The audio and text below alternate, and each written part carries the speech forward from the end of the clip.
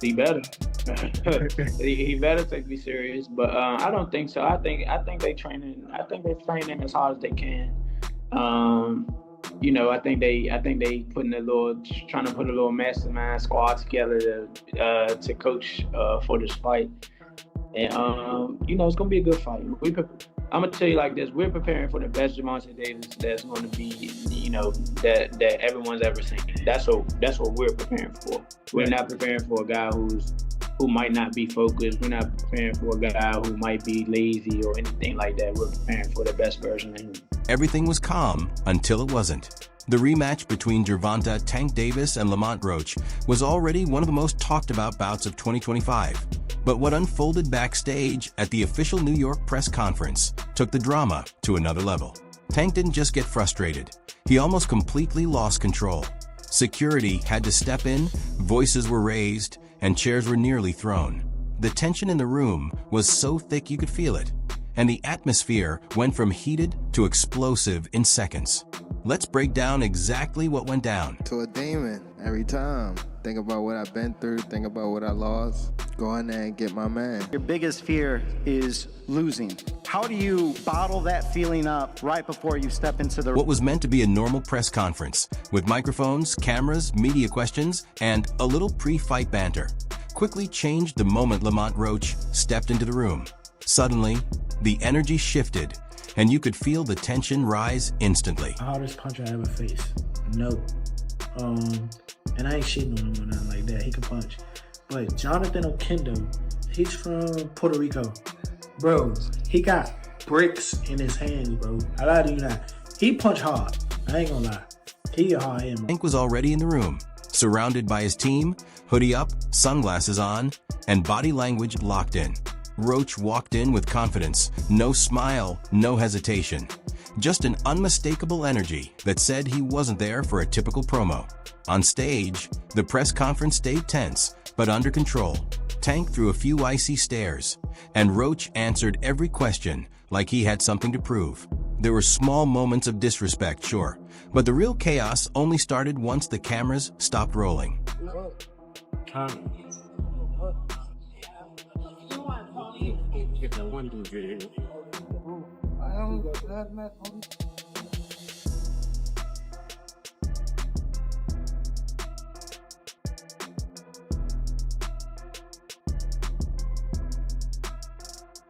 According to multiple reports, things quickly escalated the second Tank, and Roach met backstage.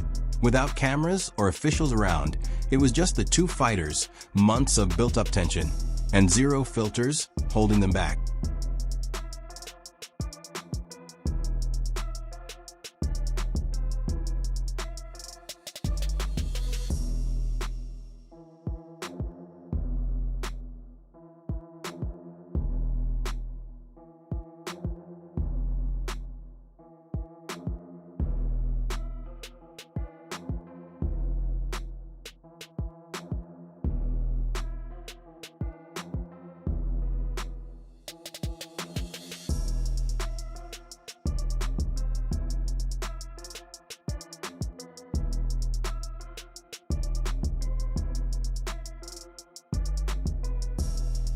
Tank moved forward, chest out and voice loud, pointing and closing the distance toward Roach.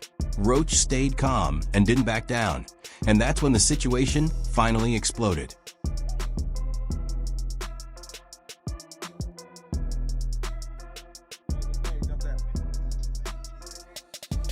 Security rushed in from both sides as the tension hit its peak.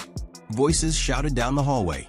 Roach's trainer stepped forward, and Tank's team struggled to hold him back. The two fighters were only inches apart, pacing, shouting, and ready to explode. It stopped just before it turned physical, but barely. Now this rematch isn't just personal, it's bordering on dangerous. Already signed. My first contract is signed for a immediate rematch in the case of a draw or if I win. So I'm already contractually signed to a rematch. It's on him. I hope we can get it done because I want to show the world again that that wasn't a... This isn't out of character for Tank. He's always been intense and carried a chip on his shoulder. But this time, the emotions run even deeper. For Lamont, it was like he was there, but he wasn't like there for. Like when you watch all the other fights, you can see like his eyes just look different. And when he walked into the ring with Lamont, it was just like, yeah, it's cool.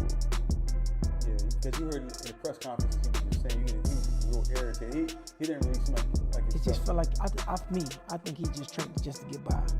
I think he trained to just do 12 rounds. You know what I mean?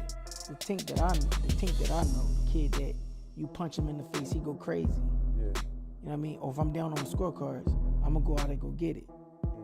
I didn't see it that fight, and I understand it too. When us as fighters, when you get to a certain point in life, sometimes you just don't want to do it. The first bout against Lamont Roach, the one that ended in a controversial draw, left a lasting mark on Tank's reputation.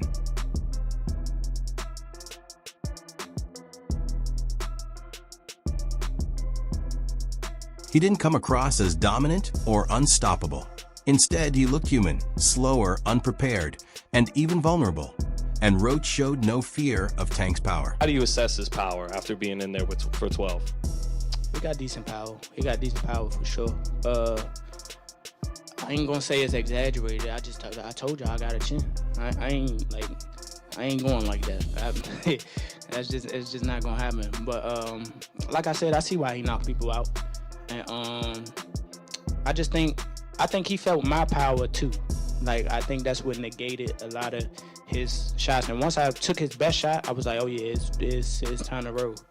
Like I said, I knew I had a chin. I mean, I spar guys that were like junior middleweights, like current champions that was at that weight. So I know I can take a punch.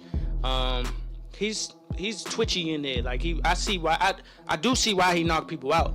I mean, like, being up close and personal, obviously I seen it on the TV like that, but I understand why he knocked people out. I'm not gonna tell y'all because y'all gonna tell him. The 9th round moment when Roach sent Tank to one knee, but the referee ruled it a slip instead of a knockdown, caused a lot of anger. Many fans think that if it had been scored correctly, Roach might have walked away with the victory. Did that, so I know the got in his eye, but they should have countered it. They would have countered it, it would have went to Lamont Roach. What I didn't like about Tank, he was gassing up Lamont Roach way too much, and he was already talking about like retiring. He a little distracted in the fight. That wasn't the same Gervonta Davis we're really used to seeing. It just lets you know how corrupt like the governing bodies are, bro. If that dude took a knee, not only did he take a knee, he's like, hold on real quick. Let me get this out of my eye. How is that not a point? Like, you know, funny thing, bro, that's why I cut my braids off. I had braids and I had the same thing. I went through the same shit when I fought Andre. That shit was burning my eyes, so I cut that. Tank technically left the first fight undefeated, but it was a close call, while Roach earned the reputation of the people's champion. After the fight, Roach openly called Tank overrated, questioned his focus, and even suggested Tank was avoiding a rematch. Tank didn't react right away. He waited for the perfect moment, which came backstage. Meanwhile, Roach has clearly been improving, getting sharper, hungrier, and arguably reaching the best shape of his career. Since that first fight, the spotlight has started following him more than Tank, adding even more fuel to the rivalry. Oh, nice double left hook by Roach to the body and then to the head. Right there it is. Oof. And oh, Davis just got backed up with a counter right from Roach. That's a big moment in Load with the left. Oh, and that right, but Davis took off some of the steam of the punch, but still, Roach leading with right. He took a knee. He took a knee. What is he doing? He forgot his... Nice. Wow. Combination from Roach. Best of here. Oh, another right hand, another right left by Roach. Nice comment. They've got just over around 11 as well. Maybe him getting cropped. Davis fighting on even terms here in the 11. Both of them have landed. Has to keep doing that. Roach said the familiarity, knows his weaknesses. It's one thing to say it. The decision is a majority draw. Fans are giving Roach more respect. Analysts now see him as one of the top threats at 135 pounds, and other fighters are taking him seriously. Meanwhile, Tank's life has been chaotic. Legal issues, media drama, rumors about early retirement, and even unusual exhibition talks with Jake Paul. He's still making money, but his focus and control seem to be slipping. Davis Lamont Roach. I think we need to start with that one. Yeah. What transpired in that fight was astounding because you have to remember Tank Davis was a 16-1 favorite going into this fight. Lamont Roach while a WBA champion was moving up from 130 pounds and no one thought he had a chance. And the general demeanor of Tank Davis going into this fight was like, hey man, I'm kind of done with this. I got 3 fights left. I'm going to be done by the end of 2025. I don't really like this sport anymore. Kids, don't... That's the key difference. Roach is completely focused on boxing, while Tank is juggling fights, legal issues, and distractions. When they face off again in August, Roach will be ready to take the win, and Tank will have to show that he still has the hunger to compete. 0. What do you have to do to create enough separation where this don't happen again? Whew, that's a good question. It's going to be based on my training camp. I have to push myself a little harder. If that didn't give me the win, and I have room. I definitely have room. I'm not gonna lie, I have room. You believe you fought the best Gervonta, or do you think he got some more gears? 100% for a fact. I think he might have some more gears, but I fought the best Gervonta that night. I don't want people to get it misconstrued or whatever the case may be. He's a hell of a fighter. Hell of an IQ, great punching power, good speed, and a really good boxing ability. A lot of people underrate that. Don't think because of what I did, y'all think y'all can just go in there and think y'all can have the same night, you know what I'm saying, or do the same thing. He still will go upside your head and crack you, and you know what I'm saying, you might end up on the floor. Everybody not built the same, and that's what people get it messed up. He did a whole lot of things that was good in that fight, a whole lot, and I'm telling you right now, if he wasn't as good of a fighter as he was, that would have been, you know what I'm saying? I would have steamrolled. Don't get that misconstrued. He's still the guy he is. It's just he ran into a guy that's on the same level. Here's where it gets crazy. Floyd Mayweather, the man who guided Tank, made him a PPV star, and helped grow Mayweather Promotions, has now been spotted working with Lamont Roach. That's right. Floyd is in Roach's corner, sharing advice, reviewing footage, and helping him prepare. The same Floyd who was once Tank's biggest supporter is now backing the fighter aiming to challenge his legacy. Dave, he was a young kid, came up to me when he was a kid, wanted an autograph. I signed his phone for him and told him, you'll be world champion someday, and I'll be your promoter.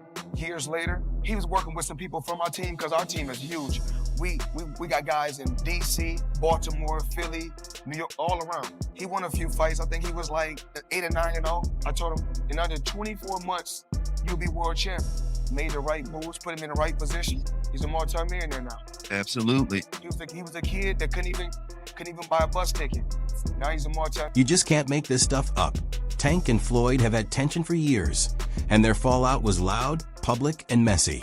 Tank accused Floyd of limiting his career, while Floyd has criticized Tank's professionalism. Now it seems like Floyd is making strategic moves, almost like he's playing chess. He was like, I gotta do that. A lot of people don't know that what Floyd do. He said. So you feel like it was a sub, like he was subbing you, like, he was going at me. He was going at me, and I knew for sure he was going at me. That's why I went at him. There's no reason for me to go at Floyd. Yeah, that's what I was thinking. Cause it's weird. I feel like y'all got, I would say love and hate, but it's been like the last interview you showed them love. This week it was whatever. But is that sometimes like, you know, is it just like big bro, little bro seeing things different, or what is it to you? No, Floyd don't never. He felt as though I'm at that point where as though I passed him. And I'm doing it at a young age.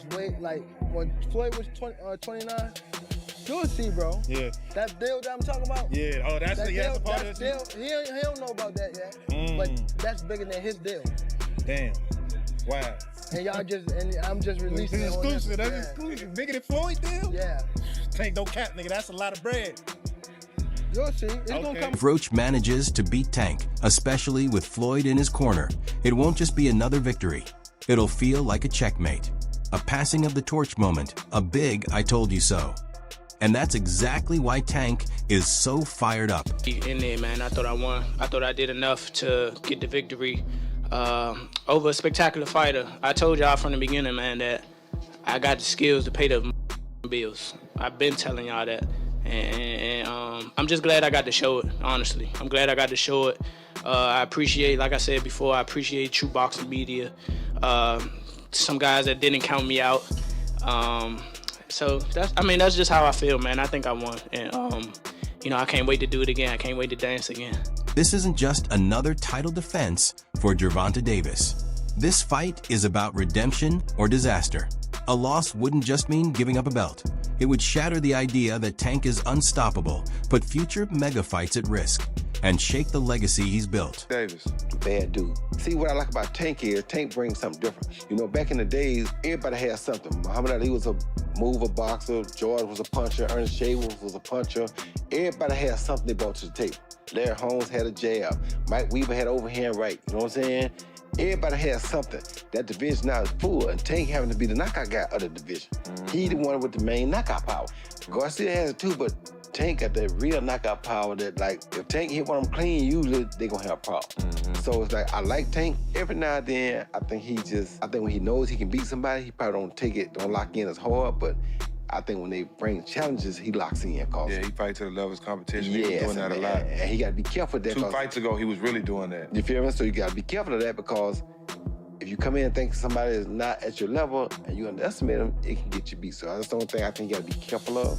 Other than that, Tank is a really good fighter. If Tank wins decisively, he can quiet the critics, leave Roach behind, reclaim his position, and rebuild the hype around him. But Roach isn't planning to go down easily. He knows how close their first fight was, remembers the crowd support, and has studied Tank's footwork, habits, and openings. Now, with Floyd in his corner, this rematch isn't just another fight. It's a potential power shift ready to unfold. Just overall being something that he's not been in the ring with. I'm the total package, and honestly, sometimes I think he doubts himself. But I'm a competitor, and I feel like I'm the best. So I'm a show up. When he talks about you not bringing your family, what goes through your mind when you hear him say that? I ain't worried about that. After all the backstage chaos with Roach, even Shakur Stevenson spoke up, and not just as a bystander.